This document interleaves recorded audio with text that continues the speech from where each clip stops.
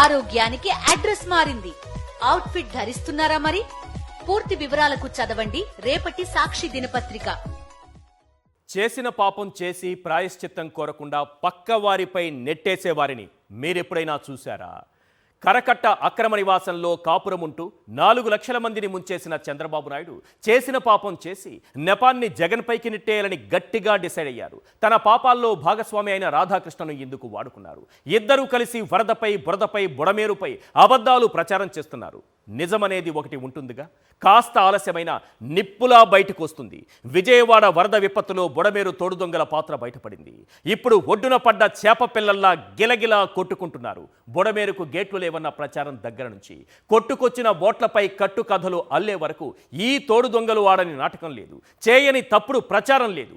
విజయవాడ విపత్తులో బుడమేరు తోడుదొంగల పాత్ర ఏంటి? కరకట్ట అక్రమ నివాసాన్ని కాపాడుకోవడానికే 4 లక్షల మందిని బురదలో ముంచేశారా? బాబు ఇల్లు, రాధాకృష్ణ పవర్ ప్లాంట్, ఈ రెండు సేఫ్గా ఉంటే సరిపోతుందా?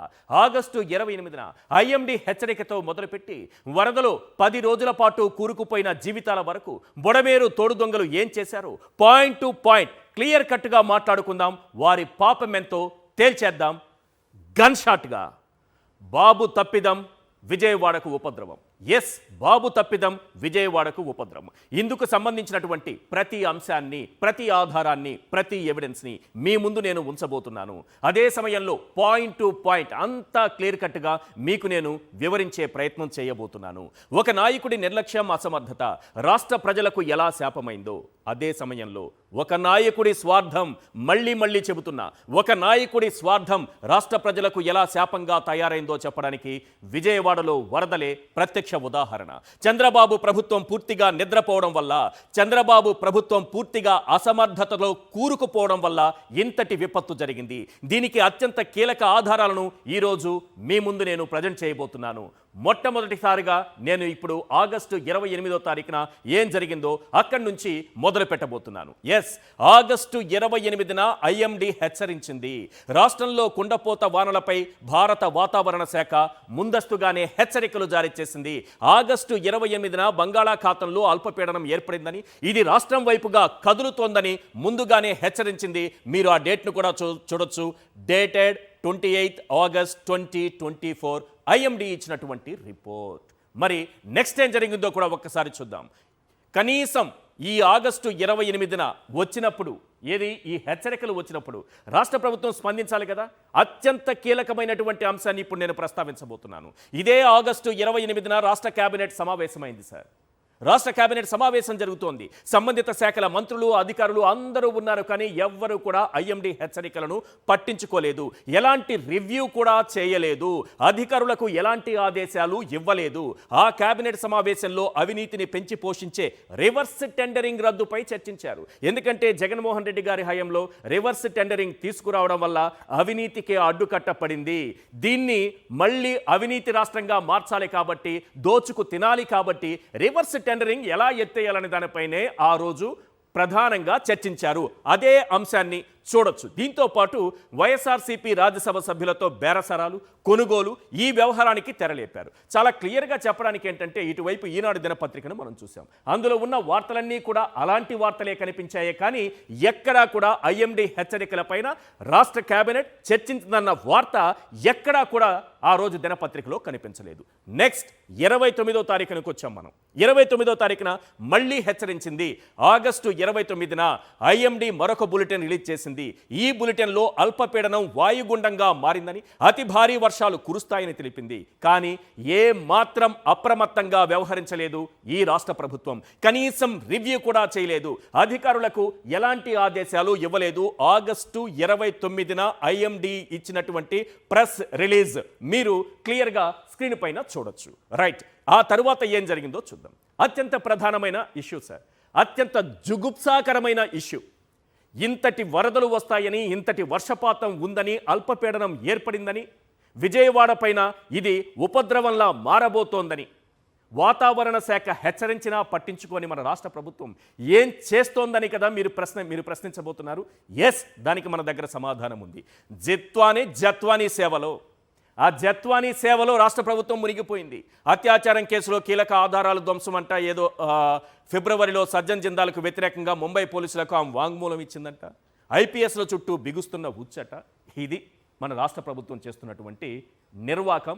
జుగుప్సాకరమైన అంశం, అన్నింటికంటే జుగుప్సాకరమైన అంశం సార్. ముంబై నటిని అడ్డు పెట్టుకునే ఐపీఎస్ అధికారులను వేధించడానికి వేసే పన్నాగంలో ఇటు ప్రభుత్వం, అటు పోలీసులు, అధికారులు అందరూ మునిగిపోయి ఉన్నారు. విజయవాడ ఎలా మునిగిపోయినా మనకు పర్వాలేదు, కానీ జత్వానీ సేవలో మాత్రం మనం మునిగిపోవాలి. పరిపాలనా వ్యవహారాల్లో అత్యంత కీలక పాత్ర పోషించే ముఖ్యమంత్రి చంద్రబాబు కార్యాలయం అంటే సీఎంఓ కూడా సినీ నటి వ్యవహారంలో తీరిక లేకుండా ఉంది. ఫ్యాబ్రికేటెడ్ కేసులో ఆ నటి సేవలో సీఎంఓ ముఖ్య అధికార యంత్రాంగం మునిగిపోయి ఉంది. టీడీపీ అఫీషియల్ గెజెట్ ఈనాడులో సీఎం చంద్రబాబు రివ్యూకు సంబంధించి ఒక్క ఫోటో కూడా రాలేదు. ఎక్సలెంట్. ఇది రాష్ట్ర ప్రజలందరూ గమనించాలి. రివ్యూ చేయలేదు, ఈ అంశంపైనే రివ్యూ చేసుకుంటూ కూర్చున్నారనేది ఈనాడు దినపత్రికలో. చంద్రబాబు రివ్యూకి సంబంధించి ఒక్క ఫోటో కూడా ఈనాడు దినపత్రికలో రాలేదు. కేవలం జత్వానీ కేసులో, జత్వానీ సేవలో రాష్ట్ర ప్రభుత్వం మునిగిపోయి ఉంది. నెక్స్ట్ మనం చూస్తున్నాం, ఆగస్టు 30వ తారీఖున వచ్చాం. ఇది అత్యంత కీలకమైనటువంటి అంశం. ఆగస్టు 30న ఏం జరిగింది? ఈ భారీ వర్షాలు మొదలయ్యాయి. అప్పుడు కూడా కొండ చర్యలు విరిగిపడి 10 మంది వరకు మరణించారు. ఈ సమయానికి కూడా తేరుకోలేదు రాష్ట్ర ప్రభుత్వం. 10 మంది చనిపోతే కూడా రాష్ట్ర ప్రభుత్వం స్పందించలేదు, ముఖ్యమంత్రి స్పందించలేదు, డిప్యూటీ సీఎం స్పందించలేదు. క్లియర్గా ఆధారాలన్నీ మీ ముందు పెట్టబోతున్నాను ఇప్పుడు. ఇందులో చూడండి, ఈ పరిస్థితిని 10 మంది చనిపోయినా కూడా ఏమాత్రం అంచనా వేయకుండా, కనీసం రివ్యూ మీటింగ్ కూడా ఏర్పాటు చేసుకోకుండా ఖాళీగా కూర్చున్నారు. చేతులు కట్టుకొని కూర్చున్నారు. నిర్లక్ష్య ధోరణితో ఉన్నారు. జత్వానీతో సేవలో మునిగిపోయి ఉన్నారు. భారీ వర్షాలు పడుతున్నాయని సీఎం సహా ప్రభుత్వంలోని వ్యక్తులందరికీ తెలుసు. ఆ కారణంగానే చంద్రబాబు, పవన్ కళ్యాణ్ నరసరావుపేటలో పెట్టుకున్న వన మహోత్సవ కార్యక్రమాన్ని రద్దు చేసుకున్నారు. అక్కడ వర్షాలు పడుతున్నాయని మీకు తెలుసు కదా, మీ కార్యక్రమాలు రద్దయ్యారు కదా, మీ కార్యక్రమాన్ని రద్దు చేసుకున్నారు. దాన్ని మంగళగిరికి ఏర్పాటు చేసుకున్నారు. వాయుగుండం గురించి కానీ, భారీ వర్షాల గురించి కానీ ఏమాత్రమైనా మీరు పట్టించుకున్నారా? ముఖ్యమంత్రి కానీ, డిప్యూటీ సీఎం కానీ ఇక్కడ అత్యంత కీలకమైనటువంటి అంశాన్ని నేను ఇప్పుడు చెప్పబోతున్నాను సార్. మరుసటి రోజు 2024 ఆగస్టు 31న చంద్రబాబు కర్నూలుకు వెళ్ళి బాలకృష్ణ సినీ స్వర్ణోత్సవ వేడుకల్లో పాల్గొనేందుకు అక్కడి నుంచి హైదరాబాద్ వెళ్ళడానికి అన్ని ఏర్పాట్లు చేసుకున్నారు. రైట్, అందరూ వీకెండ్ సరదాల ధోరణిలో ఉన్నారు. ఆగస్టు 31న అంటే శనివారం ఉదయం 8:30 గంటలకు విజయవాడలో కుండపోత వర్షం కురిసింది. బుడమేరు పరివాహక ప్రాంతాలతో పాటు అనేక చోట్ల కుండపోత వర్షం కురిసింది. మధ్యాహ్నానికి పరిస్థితి దారుణంగా మారి కరకట్ట మీద ఉన్నటువంటి తన నివాసానికి వరద ముంచెత్తడంతో సీఎం చంద్రబాబు కలెక్టర్ ఆఫీస్కు తరలి వెళ్ళక తప్పలేదు. ఈ రోజు చెబుతున్న 4.5 లక్షల మంది, దాదాపు 4.5 లక్షల మందిలో ఈ బాధితుల్లో మొదటి బాధితులు ఎవరు అంటే మన ముఖ్యమంత్రి గారు. ప్రజల కోసం తాను అక్కడే ఉండి పర్యవేక్షిస్తానని బిల్డప్ ఇచ్చారు. వరదలపై వక్రీకరణలకు ఇక్కడి నుంచి ప్లాన్ మొదలు పెట్టారు. రైట్, ఇక్కడ అత్యంత కీలకమైన విషయం ఇంకొకటి కూడా మర్చిపోయాను. ఈ 10 మంది చనిపోయినటువంటి అంశం ఉంది కదా, కొండ చర్యలు విరిగిపడి ఆ రోజే పవన్ కళ్యాణ్ హైదరాబాద్ వెళ్ళిపోయారు. పవన్ కళ్యాణ్ హైదరాబాద్ వెళ్ళిపోయారు సార్. ఆ కుటుంబాల్ని, బాధితుల్ని పరామర్శించిన పాపాన పోలేదు. ఆ రోజు లోకేష్ కూడా హైదరాబాద్ వెళ్ళిపోయారు. చంద్రబాబు కూడా హైదరాబాద్కు ప్లాన్ వేసుకున్నారు, కానీ అత్యవసర పరిస్థితిలో కర్నూలు నుంచి తిరిగి వచ్చారు. ఇప్పుడు సెప్టెంబర్ 1న ఆదివారం నాడు ఏం జరిగిందో చూద్దాం. సెప్టెంబర్ 1 ఆదివారం తీరిగ్గా హైదరాబాద్ నుంచి వచ్చిన లోకేష్ తన నియోజకవర్గంలోని లోకపేట పరిసరాల్లో పర్యటించి మధ్యాహ్నమే మళ్ళీ తిరిగి హైదరాబాద్కు వెళ్ళిపోయారు. మన లోకేష్ గారు, మన మంత్రి గారు. అంటే వీళ్ళకు ఉన్నటువంటి చిత్తశుద్ధిని చూడండి. మళ్ళీ మరుసటి రోజు ఉదయం వచ్చాడు. వరద బాధితుల పట్ల ముఖ్యమంత్రికి, మంత్రులుగా ఉన్నవారికి, డిప్యూటీ సీఎంకి ఉన్నటువంటి చిత్తశుద్ధి ఏంటో ఇది క్లియర్ కట్గా మనకు తెలుస్తుంది. రైట్.